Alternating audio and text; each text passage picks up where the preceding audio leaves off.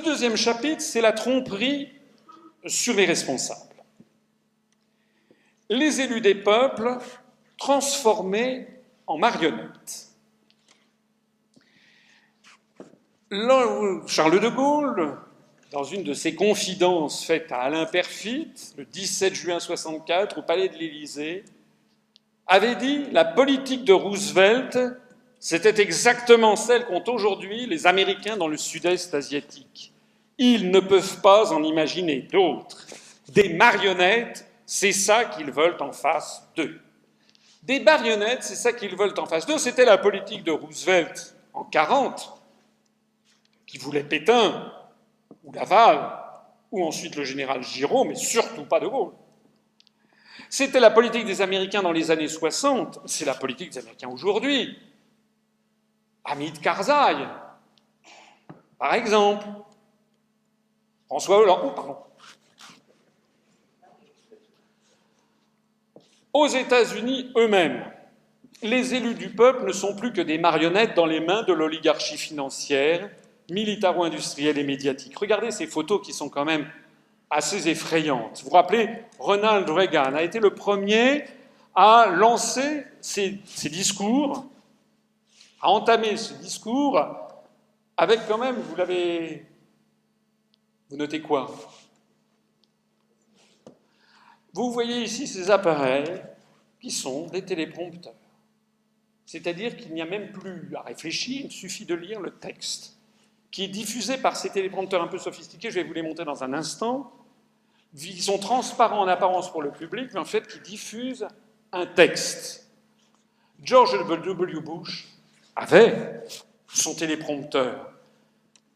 Il l'avait. Son téléprompteur. À la tribune des Nations Unies, il avait son téléprompteur. Barack Obama, avec Change. Change, c'était la campagne pour faire élire Obama président des États-Unis. C'est exactement la même chose que le changement, c'est maintenant. Hein. Non, mais c'est les mêmes équipes de marketing qui sont derrière. Il avait son téléprompteur. Change we need. Il avait son téléprompteur. Là, on le voit à travers son téléprompteur. Et puis ici, Mitt Romney, qui a été candidat malheureux à la présidence des États-Unis, avait aussi son téléprompteur. Alors, comment ça marche ces téléprompteurs? Vous voyez ici le texte qui est diffusé, qui fait comme un miroir, hein, c'est un phénomène optique. Donc, c'est réfracté par c'est diffusé à l'envers, ça devient à l'endroit par le phénomène de miroir. Vous lisez le texte, mais vous donnez l'impression de regarder le public, et le public, lui, ne voit que cette espèce de miroir.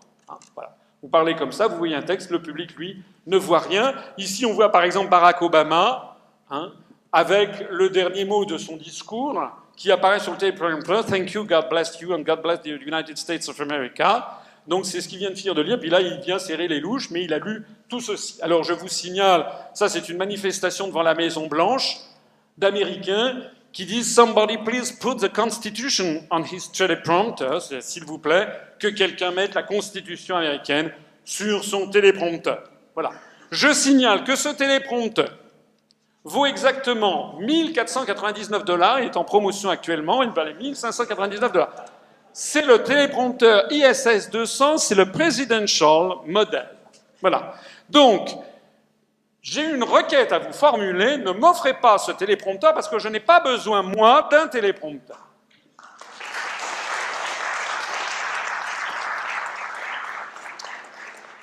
Alors, pendant que les marionnettes de la Maison-Blanche lisent leur téléprompteur, les gouverneurs de la province France de l'Empire Atlantique sont eux-mêmes traités comme des marionnettes. Ce sont donc ce que j'appelle des marionnettes au carré. Ce sont les marionnettes des marionnettes. Rappelez-vous, par exemple, comment le président Bush s'était fait une spécialité de mettre systématiquement la papate sur M. Sarkozy. Façon de montrer, allez mon petit gars, c'est bien. C'est bien. Est-ce que vous imaginez au passage De Gaulle se faire mettre la papate par Johnson ou par Kennedy? Comment? Il était plus grand, c'est vrai.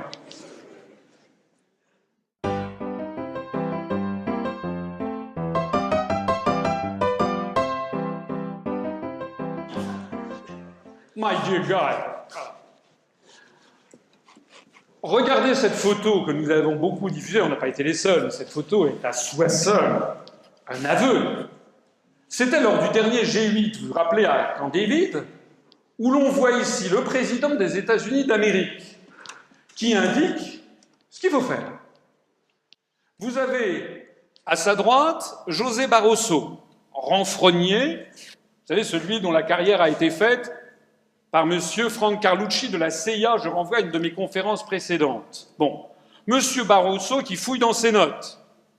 À sa gauche, il y a Herman Van Rompuy. On a l'impression qu'il dort, c'est sans doute la meilleure chose qu'il puisse faire. Et vous avez ici Mario Monti, choisi par Goldman Sachs pour diriger l'Italie, Miss Merkel, qui fait plutôt la gueule, parce que, pour les raisons qu'on va voir tout à l'heure, parce qu'elle sait qu'Obama exige que les Allemands restent dans l'euro. Vous avez David Cameron qui est ici, et puis vous avez ce pathétique Hollande avec, vous voyez, derrière, il y a quelqu'un qui... Voilà. Parce que M. Hollande, ne parlant pas bien l'américain, eh bien, il faut qu'il ait quelqu'un qui lui souffle ce qui se passe. Voilà. Et il est là à prendre des notes. Mais enfin, où est-ce qu'on est? Mais où est-ce qu'on est, hein? Jusqu'à quand va-t-on subir ces humiliations? Nous sommes devenus... Les photos sont plus explicatives qu'un long discours. Nous sommes devenus, en réalité, des pays sous domination américaine. Je signale au passage que tous les dirigeants politiques occidentaux ont des agendas frénétiques qui empêchent de prendre le temps de la réflexion stratégique. J'y reviendrai d'ailleurs demain quand je dis « mais où est passée la République française ?» Je voudrais rappeler quelle était la logique profonde de la Ve République qui avait très intelligemment prévu de distinguer l'action stratégique de l'action tactique. La réflexion et l'action stratégique étaient dévolues au président de la République. Un long mandat de 7 ans lui permettait d'échapper aux contingences de l'action quotidienne, de se consacrer à l'analyse économique et géopolitique pour être, comme disait le général, le garant de l'essentiel. Et puis, la réflexion et l'action tactique étaient dévolues au Premier ministre, qui avait un mandat variable plus court. Historiquement, le moins bien 10 mois, c'était Madame Cresson. Heureusement que la dame est partie parce qu'elle aurait... Mais c'est un fait, je n'y peux rien. Et c'est allé jusqu'à 6 ans pour Pompidou. Mais entre-temps, ça a duré 2 ans, 3 ans, 5 ans. Non, 5 ans, c'est seulement Fillon. Donc le Premier ministre, lui, était contraint à conduire l'action du gouvernement au quotidien. Donc il y avait une répartition des rôles entre le stratégique ou le tactique.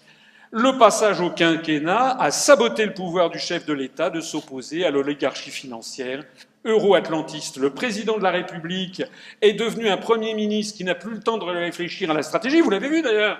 M. Hollande était à peine élu, qui s'est précipité. Il a pris ses fonctions le mardi, vous vous rappelez, sous une pluie tombante. C'était lunaire, comment son mandat a commencé. Et le mardi, le vendredi, il était en train de se faire mettre la papate par le président Obama. Bon, comme c'est quand même pas une lumière extraordinaire, M. Hollande, il est arrivé là-dedans, est-ce qu'il peut aller faire pipi? Il n'y connaissait rien, il s'est laissé. C'est un problème c'est très important en matière militaire. Tous les stratèges savent qu'on ne se laisse jamais entraîner sur le terrain de l'adversaire. Ce qu'aurait dû faire un chef d'État prenant ses fonctions le mardi aurait dû dire « Cher Monsieur le Président de la République des États-Unis d'Amérique, je suis désolé, je viens de prendre mes fonctions, je ne serai pas à cette petite fiesta. » Voilà. Vous savez, hein, la France serait déjà beaucoup plus respectée. Tout simplement. C'est d'ailleurs ce qu'a fait le président de Russie, puisque je rappelle qu'à Camp David, lorsqu'il y avait la photo précédente, il y avait Poutine qui s'est fait représenter par son Premier ministre Medvedev. Poutine a dit qu'il avait mieux à faire que d'aller à Camp David. Quant au Premier ministre, eh bien, il est devenu un directeur de cabinet du président de la République sans autorité. Ce pauvre monsieur héros, c'est un héros. Je voudrais faire remarquer quelle est la durée du mandat du président des États-Unis d'Amérique. La réponse, 4 ans. Quelle est la durée du mandat du président de la République française depuis la réforme du quinquennat proposée par Chirac et adoptée par les Français par le référendum de 2000? 5 ans. Mais quelle est la durée du mandat du président de la Banque centrale européenne?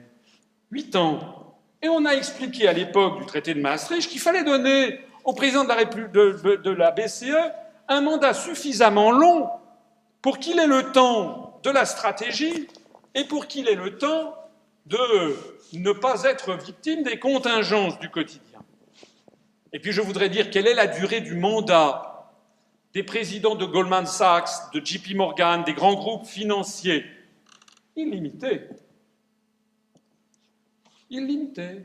Donc quand vous avez quelqu'un qui change tous les 4 ans ou tous les 5 ans, et que vous avez des présidents de grands groupes qui, eux, sont éternels, si je veux dire, jusqu'à ce qu'ils passent de vie à trépas, mais qui sont depuis 20 ans, 30 ans, David Rockefeller, ça fait combien de temps qu'il est dans le paysage? Vous voyez qui a le pouvoir. Le troisième chapitre, c'est ce que j'appelle la tromperie subliminale, avec comme exemple la disparition subreptice des symboles de la République française. Regardez ce tableau de David, qui est au Louvre, c'est l'enlèvement des Sabines. Vous savez, c'est un épisode de la République romaine, dans les débuts. Les Romains, n'ayant pas assez de femmes, vont chez le peuple sabin, qui, semble-t-il, est mieux doté, pour aller enlever des femmes pour peupler ce qui est encore la République romaine. Alors on voit ici ce combat donc, des Romains contre les Sabins, et puis c'est donc inspiré des écrits de Tite-Live. Ercilie est une Sabine et qui a épousé Romulus, donc le fondateur de Rome, et qui est également le chef de l'armée romaine. Au moment où les Romains attaquent les Sabins, elle s'interpose pour séparer les belligérants. Vous voyez, on la voit ici, là il y a le bouclier de Rome. Ercilie provoque ainsi la fin des combats et la fusion de la nation sabine dans la nation romaine. Ercilie symbolise donc le refus de la résistance romaine, à l'armée étrangère, le refus de la résistance à l'armée romaine, l'acceptation de la collaboration avec l'Empire. C'est ça Ercilie dans l'histoire. C'est le symbole même de la collaboration avec l'Empire, enfin c'est pas encore un empire, on est au début de Romulus, mais avec la puissance dominante. Bien. Alors, maintenant, faisons un petit zoom en avant sur cette fameuse Ercilie de ce tableau de David. On la bascule légèrement vers la gauche, on la découpe, et que voit-on? On voit le timbre France qui avait été choisi par Valéry Giscard d'Estaing. La Sabine de Gandon, Gandon étant le graveur, qui symbolise la renonciation du peuple sabin à son indépendance et sa décision de collaborer avec la puissance romaine, avait été choisie en 1977 par Valéry Giscard d'Estaing pour symboliser la France, au moment même d'ailleurs où il militait pour avoir, et puis il donnait son accord pour avoir un Parlement européen élu au suffrage universel. À la demande expresse de Valéry Giscard d'Estaing, les mots République française sur ces timbres qui étaient des timbres courants, vus des centaines de fois par les 60 millions de Français.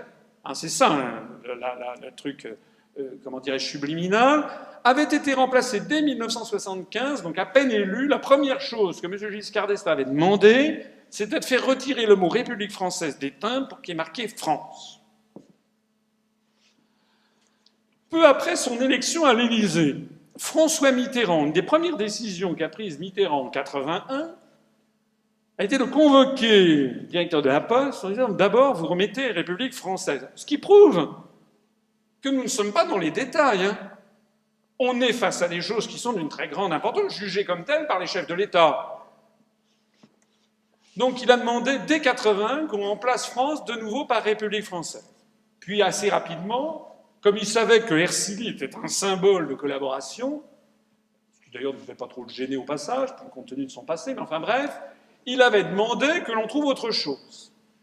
Donc, on avait chargé Gandon de trouver un autre symbole mieux conforme aux principes républicains, et elle avait été remplacée par la liberté, donc le tableau de Delacroix, la Marianne, allégorie de la République française, extraite du tableau d'Eugène Delacroix, La liberté guidant le peuple, c'est la Révolution de 1830, qui illustrait alors également les billets de banque français de 100 francs. Donc on est intervenu à un symbole beaucoup plus républicain. Voilà. Elle fut remplacée en 89 par la Marianne du bicentenaire, timbre critiqué parce que Marianne n'avait pas Dieu et paraissait aveugle. Elle fut remplacée sous Chirac par la Marianne des Français, qui repère, lorsque Chirac arrive à l'Élysée, le mot République française et qui reprend le seul mot de France. Et puis, sous Nicolas Sarkozy en 2008, le timbre Marianne devient Marianne et l'Europe. Elle remplace le type Marianne des Français. Et regardez bien ce qui se passe. Ce timbre a été émis le 1er juillet 2008 pour remplacer le type Marianne des Français en usage depuis le 10 janvier 2005. L'allégorie de la République française, Marianne portant un bonnet phrygien et vue de profil tournée vers la gauche, pour ceux qui aiment les symboles, c'est tourné vers le passé, d'un point de vue symbolique, donc comme si la République était une affaire du passé. Des étoiles entourent sa tête, évoquant celle du drapeau européen, et l'une d'elles est délibérément située à l'emplacement de la cocarde tricolore. Alors vous allez me dire, où est-ce qu'il va chercher ça quand même? Mais non. Les choix symboliques du timbre Marianne et l'Europe choisis par Nicolas Sarkozy sont stupéfiants. Tout le monde en conviendra. On a l'impression, ça fait penser, ces étoiles, on a l'impression qu'elle en a plein la tête, ça c'est comme le capitaine Haddock qui se fracasse contre un réverbère. Ça, ce sont des dessins, vous savez, quelqu'un qui a des étoiles plein la tête quand il vient de se faire cogner. Toutes ces décisions sont destinées à frapper l'imaginaire collectif de 60 et quelques millions de Français. Elles sont extrêmement réfléchies. Je n'invente rien. Ici, il y a même eu, vous voyez, sur l'Assemblée nationale, une exposition consacrée spécialement à la question des timbres, et en particulier de la Marianne, qui est censée, c'est l'un des grands symboles de notre unité nationale. Ceux d'entre vous qui considèrent que je vais chercher midi à 14h, je leur conseille d'aller voir l'interview des auteurs. Yves Beaujard, qui est celui qui a inventé la Marianne de Sarkozy. L'activité est traduite par la présentation par l'essence d'étoiles utilisées en expression de mouvement, suggestion de l'Europe, mais avec la particularité qu'une des étoiles vient coiffer le bonnet phrygien à la place de la cocarde traditionnelle. Ce n'est pas moi qui le dis, ce sont des revues de philatélie. C'est l'inventeur même du timbre. Et dans Timbre Magazine, vous pourrez trouver sur le site internet, on apprend que c'est ça justement qui a été le coup de cœur du président de la République. Le président de la République a tranché, Sarkozy, c'est celle d'Yves Beaujard qui a été retenue. 41 artistes avaient répondu présents pour participer à ce concours du renouvellement du visuel de la Marianne, symbole de la République française et du timbre d'usage courant destiné à franchir le courrier des Français. Ce courrier était organisé du 26 octobre au 16 novembre 2007 sur le thème « La Marianne et l'Europe ». Au terme du concours, les 41 maquettes ont été transmises à la présidence de la République. C'est présidence de la République, c'est pas moi qui l'invente, hein. Et le choix, on est revenu directement au président Nicolas Sarkozy. Le président de la République a rapidement fait son choix, revenant très régulièrement sur la maquette destinée par Yves Beaujard. Donc, ça n'est pas une invention de ma part, c'est délibéré. Alors, regardez ce qui s'est passé.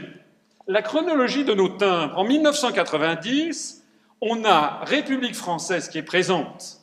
En 1997, République française est présente. En 2005, République française a disparu. En 2008, République française a disparu. Maintenant, en 1990, la cocarde tricolore est présente. Il n'y a aucun symbole européen. En 1997, la cocarde tricolore est présente. Mais il commence à y avoir des drapeaux européens avec les étoiles d'or. En 2005, la cocarde tricolore est présente, il n'y a aucun symbole européen. Et en 2008, la cocarde tricolore a été submergée par une étoile d'or voulue par M. Sarkozy. La cocarde tricolore a disparu et il n'y a plus que des symboles européens. Vous voyez comment, sur 18 ans, tout ceci a été mené de main de maître.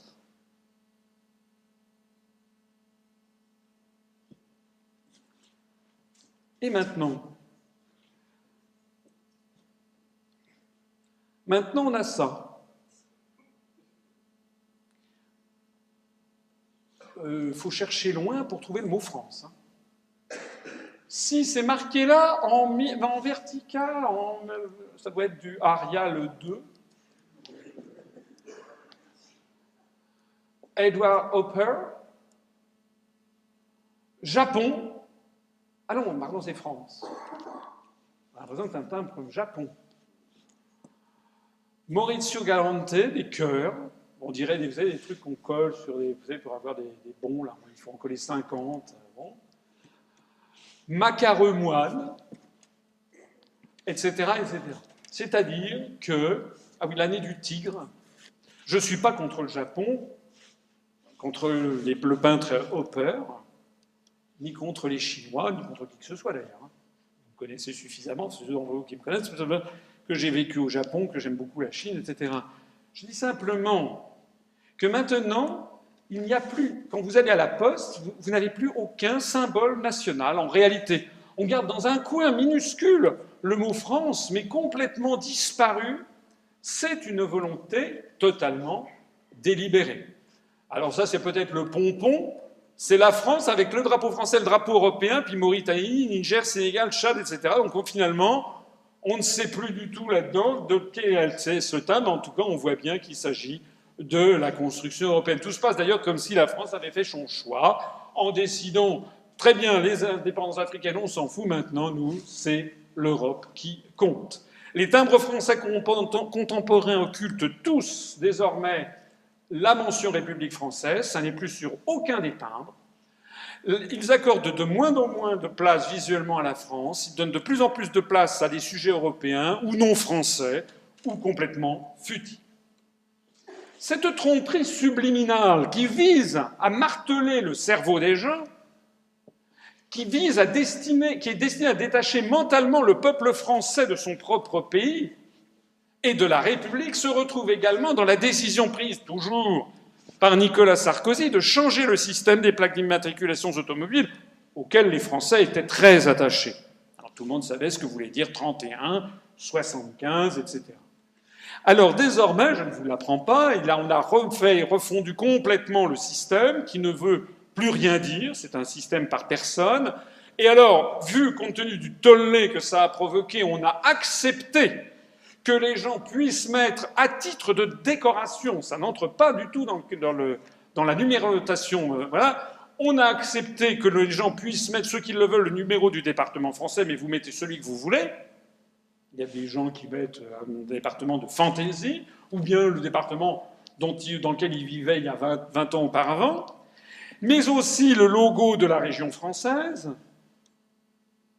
mais aussi le logo de l'Europe. Quant à la France, elle n'est plus qu'une lettre. Je signale, pour ceux d'entre vous qui ne le sauraient pas, que par exemple sur les plaques britanniques, c'est au choix des Britanniques de choisir ce qu'ils veulent. Il y en a en gros 15% qui choisissent les étoiles d'or. Il y en a pas beaucoup, une quinzaine, 20% qui prennent le Union Jack, mais la grande majorité, c'est un autre problème sur lequel je reviendrai dans une autre conférence sur l'éclatement des États-nations, prennent le drapeau du Pays de Galles ou le drapeau du roi de l'Angleterre ou le drapeau de l'Écosse. Alors non seulement ces nouvelles plaques ravalent la France au rang d'une simple circonscription territoriale, mais elles donnent aussi des ailes au mouvement régionaliste préfigurant le démantèlement de la France conformément aux objectifs tacites des européistes. Ici, on voit par exemple à quel point ces plaques d'immatriculation ont suscité un peu partout des initiatives. En Bretagne, alors les habitants de la Loire-Atlantique mettent le drapeau breton de la Bretagne, enfin le drapeau sur lequel, le Gwenadou sur lequel je reviendrai. Dans le Pays Basque, le drapeau du Pays Basque. Les Pyrénées-Orientales, le pavillon catalan, là aussi j'y reviendrai, parce qu'en réalité il s'agit de ce que les Catalans, les indépendantistes catalans appellent la Catalogne du Nord. Les armes de la Savoie, ça ce sont les Savoisiens indépendantistes, etc., etc., etc. Ceci est délibéré. Le quatrième chapitre, c'est la tromperie par l'attribution de faux mérites, en particulier les financements européens. Je vous rappelle, je n'ai pas mis ici la planche, que chaque année, Actuellement, la France donne en gros 21 milliards d'euros à la construction européenne, en direct, je ne parle que des coûts directs, et on récupère 14 milliards. Ce qui veut donc dire que tout l'argent qui nous vient de l'Europe, sur le pavillon bleu aux étoiles d'or, c'est de l'argent venu de France d'origine, sauf qu'on en a piqué un tiers. Comme je le dis souvent, c'est comme si je vous demandais, monsieur, de me donner 500 euros, je les mets dans mon portefeuille, et puis j'en montre 30, je dis, on dit merci qui? Ah.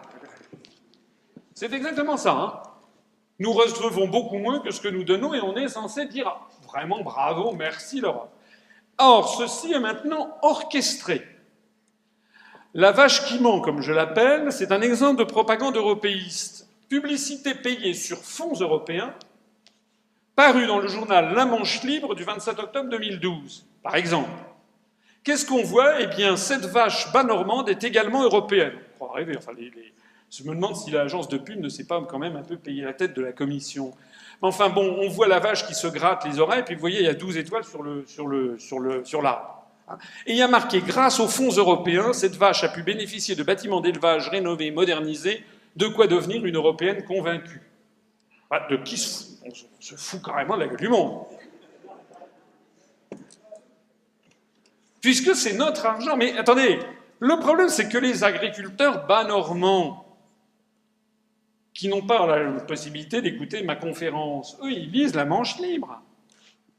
Et donc, eux, ils disent, découvrez comment l'Europe s'engage pas pour les bas normands, c'est marqué, pas pour les Français, pour les bas normands, sur www.europe-en-basse-normandie.eu. Donc, les gens qui n'ont pas accès à la connaissance peuvent se dire légitimement, ah, heureusement que l'Europe, elle est là. Puisque la France, on n'a plus d'argent. Heureusement que l'Europe est là pour nous subvenir à nos besoins. Est-ce que vous vous rendez compte de l'arnaque? C'est une escroquerie, à la fois une escroquerie financière et une escroquerie intellectuelle. Tout ceci fait partie d'une campagne.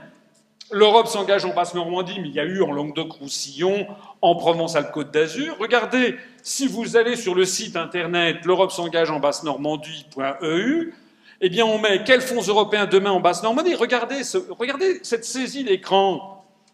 On voit quoi là-dedans? On voit l'Europe ici, l'Europe là, l'Europe là. Ici, on voit le drapeau de Normandie. Il s'agit de s'attaquer à l'unité nationale. Mais ceux qui payent, l'institution qui paye, c'est elle. C'est la République française. Il faut prendre une loupe pour la voir, alors que c'est elle qui paye 100%, qui paye même 150%, puisque un tiers de ce que nous versons est piqué pour aller financer le train de vie des commissaires européens, de la Commission européenne, des députés européens, plus les fonds structurels qui sont versés aux pays de l'Est. Je suis désolé, mais ceci, c'est exactement une opération de haute trahison, d'autant plus qu'elle est portée par la préfecture de Normandie. La préfecture de Basse-Normandie explique comment se procurer ces fonds européens et comment il faut dire merci à l'Europe. On n'a jamais vu un truc pareil, c'est un jeu de bonneteau. 5e chapitre, la tromperie par présentation de fausses solutions. Il faut du protectionnisme européen, disent certains. Oui, nous ne sommes pas contre l'Europe, l'Europe ne marche pas du tout, mais il faut du protectionnisme européen. Nous allons faire des pétitions, nous allons désobéir au traité, comme disait M. Mélenchon, parmi un certain nombre.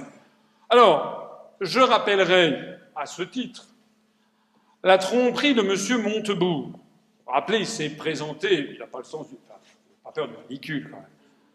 Avec une espèce de vareuse ou de je sais pas quoi, de petit Marcel, ou non, pas de Marcel, de t-shirt, je sais pas quoi, et puis en tenant une cafetière électrique, et puis voilà, le Made in France, il y croit, on l'a testé. Alors, premièrement, il portait un t-shirt Armorlux. Armorlux est une société bretonne, je n'ai rien contre Armorlux, fait des bons produits, simplement je me rappelle que moi-même, quand j'étais au cabinet du ministre du Commerce extérieur, il y a déjà maintenant un certain nombre d'années, il y a 18 ans, 19, oui, 18 ans, quand le ministre avait besoin François, est-ce qu'il y a une société qui fabrique des vêtements encore en France? Eh ben oui, il y a Armor Luxe. Parce que c'est dans les couloirs, dans les dossiers de Bercy, on connaît qu'une seule société, c'est Armor Luxe. Bon. Le problème, c'est qu'Armor Luxe, c'était vrai il y a encore 18 ans, elle fabriquait ses vêtements en France, mais maintenant c'est terminé. Enfin, pas tout à fait terminé, mais ils ont fait comme toutes les autres sociétés. Il n'y a pas de mystère quand même en économie. Quand vous mettez des entreprises dans une situation de concurrence absolument insupportable, pendant un certain nombre d'années, elles jouent sur la qualité du produit, sur l'image de marque, sur la rationalité, sur ci, sur ça, sur des métiers à tisser de très haute technologie ou je ne sais pas quoi. Et puis, au bout d'un certain temps, tout ceci ne suffit plus à compenser le différentiel énorme de salaire par rapport au salaire chinois, puisque nous sommes en concurrence frontale depuis que la Commission européenne, dans sa grande sagesse, a décidé de supprimer à la fois les droits de douane et les quotas textiles vis-à-vis de la Chine. Désormais, 60% de la production d'Armor Luxe est faite à l'étranger. Mais M. Montebourg, les gens du ministère des Finances, le chef de bureau a dû être un peu fainéant, et il lui a transmis des informations qui dataient d'il y a 15 ans, où effectivement Armor Luxe faisait à peu près 98 à 100% de sa production en France. Voilà. Donc 40% au Maghreb, 15% dans les pays de l'Est, 5% en Asie du Sud. Bon, pour la petite histoire, la montre qu'il portait, c'est une montre Michel Herbelin Newport Yacht Club qui est suisse. Manufacture Honda, de même que le cadran et les aiguilles. Le verre saphir est suisse, le boîtier et les poussoirs ne sont pas suisses, ils viennent de Singapour.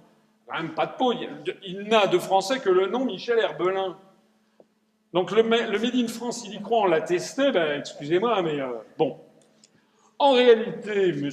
Montebourg se moque du monde. Il se moque du monde parce qu'il cache l'essentiel, au-delà du mauvais choix des produits qu'il a défendus.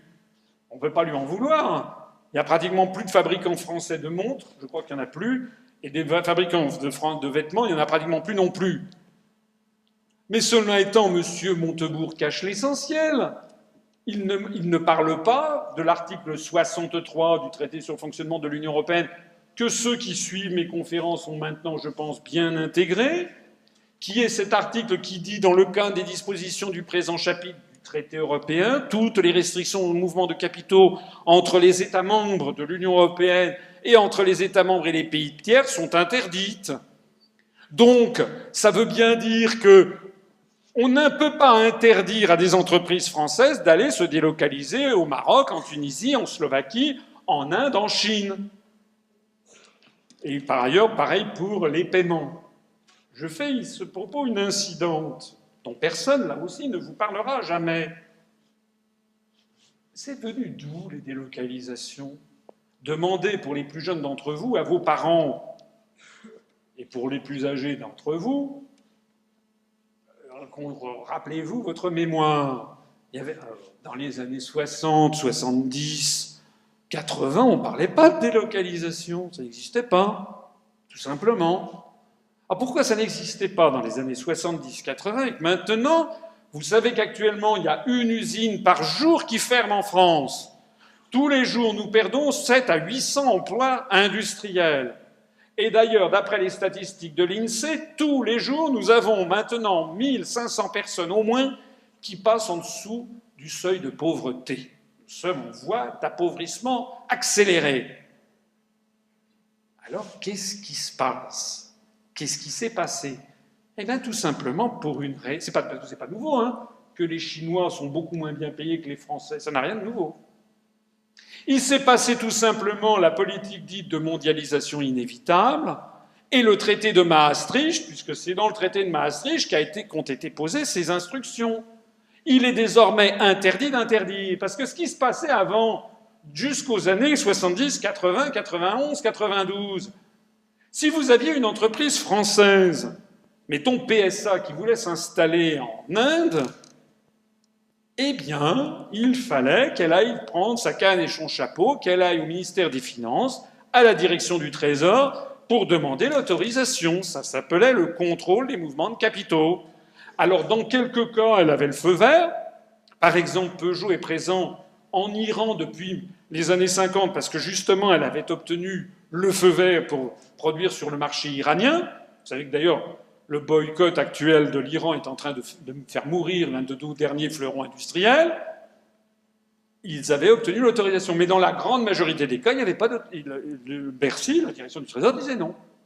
De la même façon qu'auparavant, si vous aviez le sultan de Brunei ou le sultan ou l'émir de Qatar, qui voulait, comme ils viennent de le faire, ou un homme d'affaires chinois, comme vous savez que le château Gevrey-Chambertin a été racheté il y a quelques mois par un propriétaire d'un casino à Macao. Vous savez que l'émir de Qatar rachète par appartement toute la France, notamment des grands hôtels parisiens, etc. Le sultan de Brunei Darussalam a racheté des pans entiers de la place Vendôme, etc. Ben ça, avant, ça n'existait pas parce qu'il fallait demander l'autorisation dans l'autre sens. Et monsieur l'émir du Qatar, est-ce que j'ai le droit d'acheter ça? Et on dit non. C'est tout ça qui a volé en éclats avec les conséquences que l'on voit. C'est-à-dire que les entreprises françaises sont obligées de se enfin, elles ne sont pas obligées, mais si elles ne le font pas, comme toutes les autres entreprises le font, elles ne sont plus compétitives et elles meurent sur place. Donc elles sont obligées de se délocaliser. Et à contrario, pourquoi est-ce que les Parisiens, par exemple, n'arrivent plus à se loger? C'est parce que toutes les grandes fortunes mondiales viennent acheter dans le Triangle d'Or, dans toutes les grandes places, le long de la Seine, viennent acheter des appartements. Donc du coup, ça chasse les habitants traditionnels qui vont de plus en plus vers les quartiers périphériques. Donc ça fait monter le prix des quartiers périphériques, puis de proche en proche, ça fait monter le prix de la banlieue. C'est pour ça que actuellement, les prix de l'immobilier parisien, c'est également vrai dans un certain nombre de villes en France, de points ponctuels, sont devenus totalement inabordables. Tout ceci, M. Montebourg ne le dit pas. M. Montebourg, il se met une montre suisse, et il se met un paletot fabriqué au Maroc en disant « je crois à la France ». Le 6e chapitre. La tromperie par divulgation de fausses nouvelles. Exemple constant sur la crise de l'euro. Les unes du journal Le Monde et du journal Libération du 29 juin 2012, moi quand il y a des unes comme ça, j'en fais mon miel, je les mets, je fais un scan, et puis je me dis je vais bien m'en servir un jour ou l'autre dans une de mes conférences. C'était quand même assez extraordinaire. Crise de la dette, l'Europe du Sud fait plier Madame Merkel. L'Europe du Sud l'a fait plier de rire, oui. La nuit, dans le journal Libération, la nuit où le Sud a fait flancher Merkel. Mais c'est quand même... Enfin, la conférence que je vous fais aujourd'hui, c'est vous montrer comment on se moque de vous, comment on vous dit vraiment le contraire exact de la réalité. Rappelez-vous c'était le 29 juin 2012, pour la Saint-Pierre et Paul, il y avait une réunion européenne, et tous les journaux avaient... C'est comme si le père Hollande, à peine arrivé, tel Zoran est arrivé, et puis lui, Mario Monti, et puis l'Espagnol, ils avaient fait plier Madame Merkel. Où est-ce que vous avez vu que des débiteurs fassent plier le créancier? C'est en général l'inverse. Bon. Donc ça, c'était une petite piqûre de rappel pour vous rappeler d'où on vient. Mais ce pourquoi j'attire votre attention, c'est la désinformation qui touche non pas seulement le grand public, comme on vient de le voir, mais aussi les spécialistes. Parce qu'il y a des gens qui me disent « oui, mais ce que vous dites, c'est très bien, mais moi j'ai entendu le professeur Tartemuche ou le directeur général de la société machin-chose, qui n'est pas du tout d'accord avec vous, qui dit que si on sort de l'euro, ça sera une catastrophe, et puis d'ailleurs, ils ont des chiffres, ils ont des études, etc. » Alors, voici le journal Les Échos. C'est considéré, en général, comme le journal le plus sérieux de France. Bon, qualité d'information, en général, excellente. Mieux que la Tribune, qui d'ailleurs a quasiment fait faillite. Le 18 octobre 2012, le journal Les Échos publie « La faillite de la Grèce coûterait 17 200 milliards d'euros ». Alors, cette étude prévoyait que la France perdrait, si on ne venait pas au secours de la Grèce, c'est-à-dire en fait des banques grecques, des banques internationales et grecques présentes en Grèce, prévoyait que la France perdrait 2 900 milliards d'euros de croissance en 7 ans. Tout ça était écrit avec un sérieux papal dans ce journal Les Échos. Je rappelle que le PIB actuel de la France, le produit intérieur brut de la France, est de l'ordre de 2100, 2200 milliards d'euros. Depuis 1950, la France a connu une croissance négative jusqu'en 2012 sur 4 exercices. 4 exercices seulement. En 62 ans. En 75, moins 1,1%. En 93, moins 0,7%. En 2008, moins 0,1. En 2009, moins 3,1. En fait, en 2012, c'était également négatif, mais les chiffres ont été manipulés. Vous voyez d'ailleurs au passage que sur 62 ans, c'était arrivé 2 fois, et puis au cours des quelques dernières années, ça fait déjà 2 fois, en fait 3 fois. Pour perdre 2 900 milliards d'euros de croissance entre 2013 et 2020, comme nous annonce le journal Les Échos, il faudrait donc perdre 6 points de PIB chaque année sur ces 8 ans et terminer avec un PIB réduit de moitié par rapport à la valeur de 2013. Ça veut dire que la France verrait son PIB divisé par 2 pour se conformer à cette prédiction. Et tout cela parce que la Grèce aurait fait défaut sur une dette de 350 milliards d'euros qui n'est pas du tout détenue par la France. On se fout de vous. Mais économiquement, c'est tout simplement impossible. Conclusion, cette étude est totalement absurde. Alors, dans ce genre de circonstances, comme je vous le dis toujours, posez-vous la question bête. C'est comme le prix Nobel de la paix. Au fait, c'est qui attribue le prix Nobel de la paix? Ben là, c'est pareil. Au fait, c'est qui a fait cette étude mirobolante qui divise le PIB de la France par 2 en l'espace de 5 ans pour éponger une dette qui ne nous concerne qu'à hauteur de 10 ou 15%, qui fait, il y a peut-être quelques dizaines de milliards d'euros, ce qui est déjà beaucoup d'ailleurs. Alors, il faut se reporter, et vous voyez qu'il s'agit d'une étude de 2 économistes allemands pour la fondation Bertelsmann. Ah, la fondation Bertelsmann.